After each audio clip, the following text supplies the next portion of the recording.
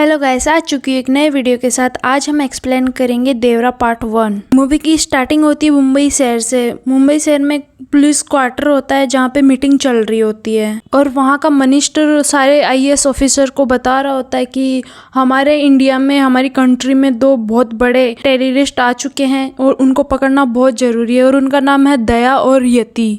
और अब इनको ये सूचना मिली है कि ये दोनों टेररिस्ट बाहर की कंट्री से पैसा लेके और इंडिया के अंदर बहुत सारे बॉम्ब, ड्रग्स, गन्स ये सब लाने वाले हैं। और ये सारा सामान ये पहले भी लाते थे इलीगल तरीके से, लेकिन कम मात्रा में लाते थे। लेकिन अभी इनका बजट हाई है तो वो हाई बजट में ही वो सारा इलीगल, सारा खराब माल लाएंगे। मिनिस्टर साहब कहते हैं कि कैसे भी करके हमें इसकी जान पहचान करनी होगी कि ये इलीगल किस तरीके से सामान लाता है, कैसे लाता है, हमें इसको कहाँ पकड़ सकते हैं। एक पुलिस रहता है अजय सर को सारा डाटा दे देते हैं। फिर अजय अपनी पूरी टीम बनाता और यति को ढूंढने के लिए पूरा एकदम से छानबीन करने लगता है। फिर अजय को पता चलता है कि यति का एक दोस्त है, मतलब जो यति का खास है, मतलब दोस्त नहीं खास है, तो वो उसको पकड़ते हैं। फिर उसको पकड़ के उस पर अत्याचार करते हैं, मारपीट करते हैं और वो फिर बता देता है कि यति कहाँ है।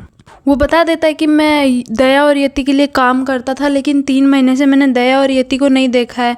यति 3 महीने पहले कहीं गया था और वहाँ से आज तक वापस नहीं आया। तो फिर अजय उससे पूछता है तो वो लोग ये जो भी इलीगल सामान है वो इंडिया के अंदर लाते कैसे। तो वो बोलता है शिप जब पानी में रहता है तभी हम सामान वहाँ से उतार लेते हैं। लेकिन अजय एकदम शॉक्ड हो जाता है और बोलता है कि इतने बड़े शिप में और बड़े बड़े कंटेनर को पानी में कैसे उतार सकते हैं। फिर वो जो यति का आदमी वो बताता है आईपीएस ऑफिसर अजय को कि ये जितने भी शिप है ना, ये हम रत्नागिरी और तमिलनाडु के बीच में एक तालाब है, एक नदी है, वहाँ हम उतारते हैं, वहीं हम सारी शिप खाली कर देते हैं। ये सब काम करने में हमारी रत्नागिरी के आसपास के गांव के लोग हमारी सारे हेल्प करते हैं। उसके बाद में आईपीएस ऑफिसर रत्नागिरी जाता है और वहाँ पे जान पहचान निकालता है, लेकिन उसे कोई भी सुराग नहीं मिलता। आईपीएस ऑफिसर अजय को पता चलता है कि वहाँ पे ये सारा सामान वो कैसे किसकी हेल्प से निकाल सकते, तो उनको पता चलता है वहाँ का जो पुलिस वाला रहता है वही उनकी हेल्प करता है। फिर वो जाता है डीएसपी तुलसी के पास। डीएसपी तुलसी से पूछता है कि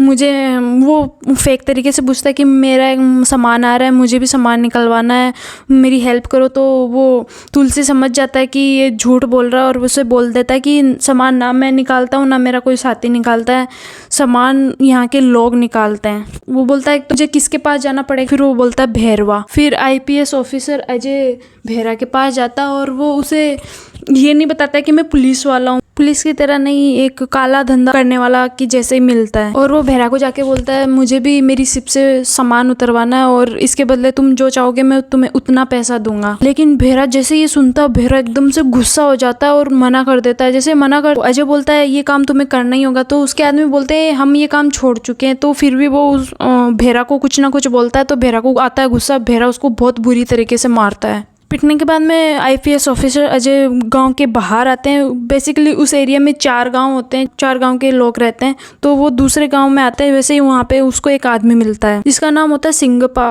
तो सिंगप्पा उसको बोलता है कि तुम इन्हीं की जगह पे आके इन्हीं पे गुस्सा करते हो। तो वो बोलता है कि ऐसी क्या वजह है सिंगप्पा जो ये मेरा काम नहीं कर रहे हैं। उसके बाद में सिंगप्पा पूरी स्टोरी बताते हैं, लेकिन वो बोलते हैं ये बहुत ऐतिहासिक कहानी है, ये कहानी सुनने के लिए बहुत समय लगेगा और तुम्हें हमारी ऐतिहासिक कहानी सुननी पड़ेगी। और ये बोल के फिर सिंगप्पा अपनी पूरी कहानी सुनाने लगते हैं।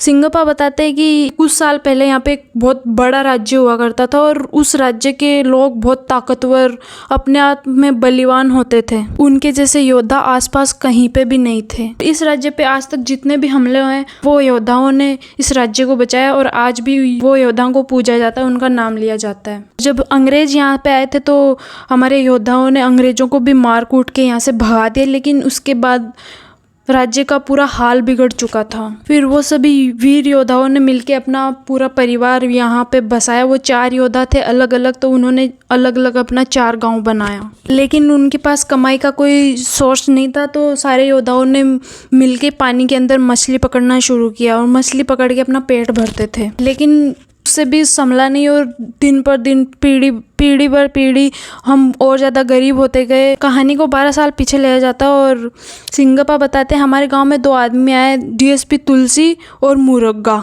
उन्होंने आके हमारे गांव को काम दिया, क्योंकि वो चारों गांव के लोग इतने बलवान, इतने ताकतवर थे, तो उन्होंने बोला ये काम यही लोग कर सकते हैं जो कोई और नहीं कर सकता। मुरुगा बेसिकली इलीगल काम करता था। विदेश से वो मिसाइल्स, गन, बॉम्ब, बारूद, ड्रग्स ये सब मंगवाता था। लेकिन इंडिया में गार्ड्स का खतरा रहता है, पुलिस का खतरा रहता है कि पकड़ा जाएगा, तो वो शिप में ही सामान को उतरवाने के लिए वहाँ के गांव के लोगों को काम दिया। उनके पास कोई काम भी नहीं था, तो वो मजबूरी में उन्होंने वो काम ले लिया। उनको ऑफर दिया कि पोर्ट्स पे पहुंचने से पहले ही वो शिप से सारा सामान उतार ले और जितना वो चाहे उतना मन मर्जी उनको पैसा देंगे। इसके बाद में सिंगप्पा सीधा देवरा की कहानी बताना स्टार्ट करता है। जो 12 साल पहले ये सिलसिला शुरू हुआ, तो मेरे गांव का लीडर देवरा और बहरा था, और दोनों ने मिलके उस नोरा का काम करना स्टार्ट कर दिया। सिंगप्पा बताते हैं कि देवरा की एक माँ है, उसकी वाइफ है और एक उसका बेटा है, और वो लोग वो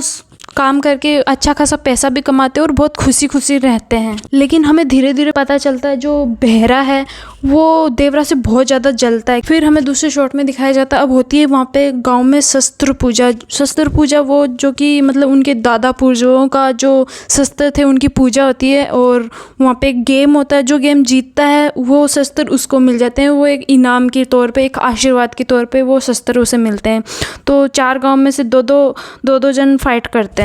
हर बार देवरा ही ये शस्त्र पूजा जीता और सारे शस्त्र अपने गांव ले जाता है, अपने लोगों के पास ले जाता है। इस वजह से भी बहरा बहुत जलता है देवरा से। देवरा के सामने वो उसका दोस्त बन के रहता है, पीठ पीछे उससे जलता है। फिर हमें दूसरे शॉट में देखते हैं कि एक देवरा के गांव का एक लड़का होता है जो ये सब काम से हटके कुछ अलग करना चाहता है, पढ़ाई करना चाहता है। जैसे वो पढ़ाई करने गांव से शहर जा रहा ही होता है, उसकी बस में बॉम्ब मार के बस को ब्लास्ट कर दिया जाता है और वो बच्चा मर जाता है। जब उसकी डेड बॉडी देवरा के गाँव आती है और देवरा जब उस बच्चे को देखता है तो देवरा एकदम से शॉक्ड हो जाता है और कुछ बोल ही नहीं पाता है उसकी माँ को, क्योंकि उसके पापा की मौत देवरा के साथ काम करने से ही हो गई थी। इसी दौरान डीएसपी तुलसी और मोरुगा आते हैं और बोलते हैं कि कल सिपारी और शिप से माल उतारना है, लेकिन देवरा बोलता है कि मैं नहीं जाऊंगा। बहरा बोलता है तू नहीं जाएगा तो क्या है, हम तो जाएंगे ना, और बहरा चुपचाप वहाँ से अपने आदमी लेके 3 गांव के आदमी लेके और चला जाता है। लेकिन सिंगप्पा फिर देवरा को बोलते कि अगर तू जाएगा तो उन सबको बचा के लेके आएगा, वरना वो खतरे में पड़ जाएंगे।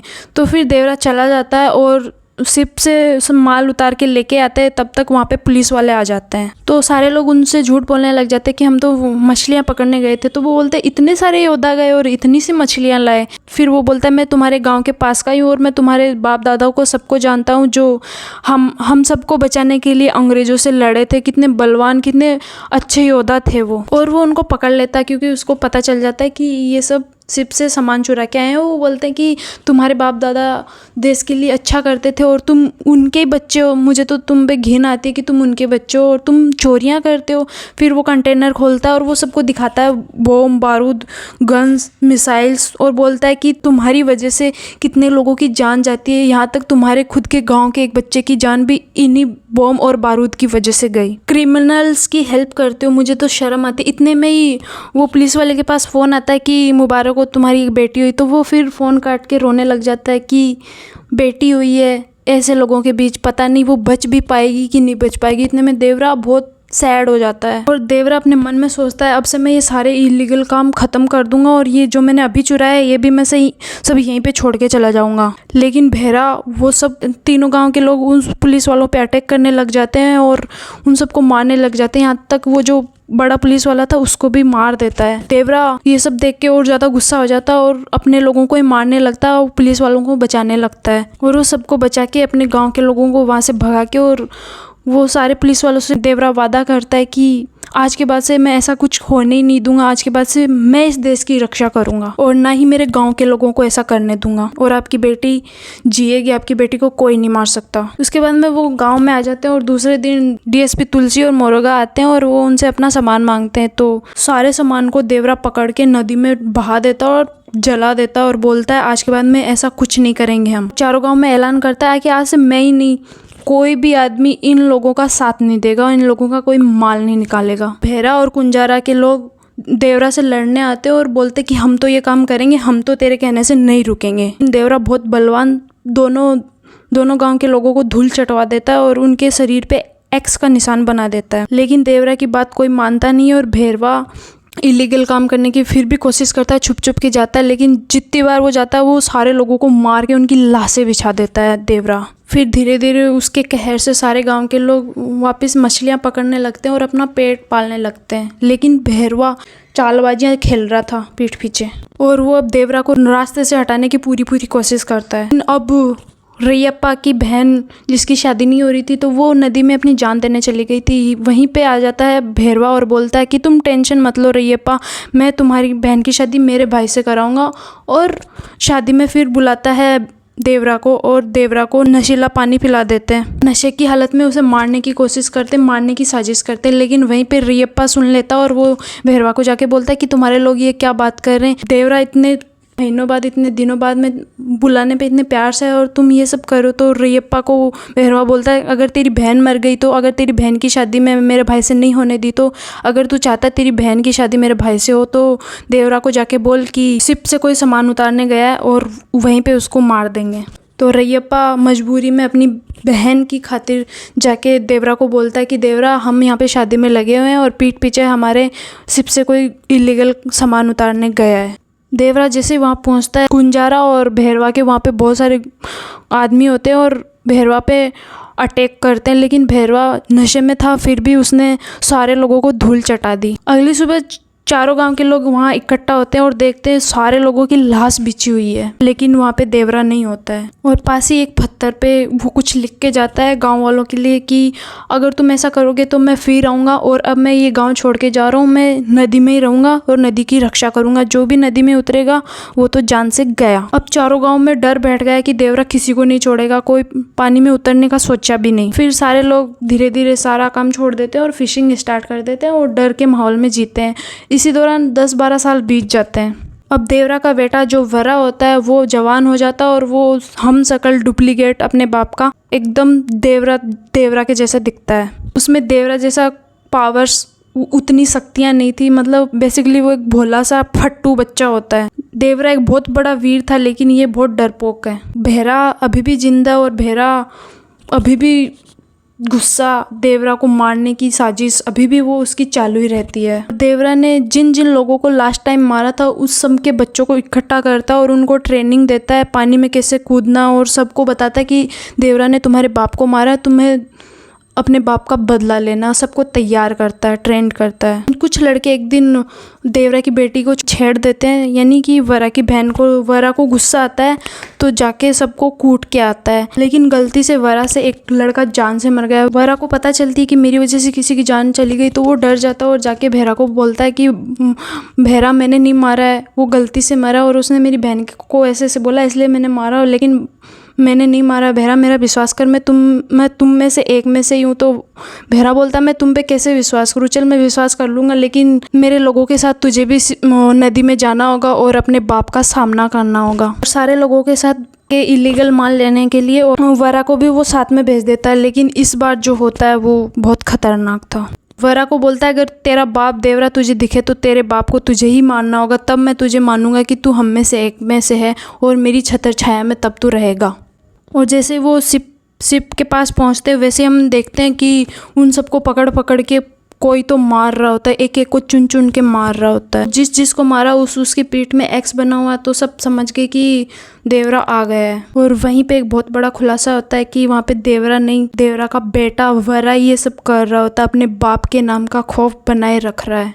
सबको मार के और फिर शिप में डाल के किनारे पे लेके आते हैं। वहीं पे सिंगप्पा आते हैं और वो सबको बताता है कि मैंने ये सबको मारा है। उस समय स्टोरी खुलती है कि देवरा की मौत तो उसी रात हो गई थी जब वो नशे में वहाँ पे गया था, लोगों को मारा था, लेकिन देवरा के बेटे वरा ने और सिंगप्पा ने उसका खौफ जिंदा रखने के लिए उसे आज तक जिंदा रखा था। चारों गांव के मन में डर है, वो डर बना रहे और कोई भी गलत करने से एक बार पहले सोचे। लेकिन वहीं पे एक बहुत बड़ा सवाल उठता है कि देवरा को जो लोग मारने थे उन लोगों को तो देवरा ने मार दिया था, तो फिर देवरा को किसने मारा? तो लास्ट में हमें पता चलता है कि देवरा को उसके बेटे वरा ने ही मारा था। और यहीं पे ये मूवी एंड हो जाती है और अपने साथ ये सवाल छोड़ जाती है कि वरा ने अपने बाप देवरा को क्यों मारा और मारने के बाद में भी उसका डर बनाए रखा। ये हमें अगले पार्ट में देखने को मिलेगा। तब तक के लिए thank you so much, bye bye, take care.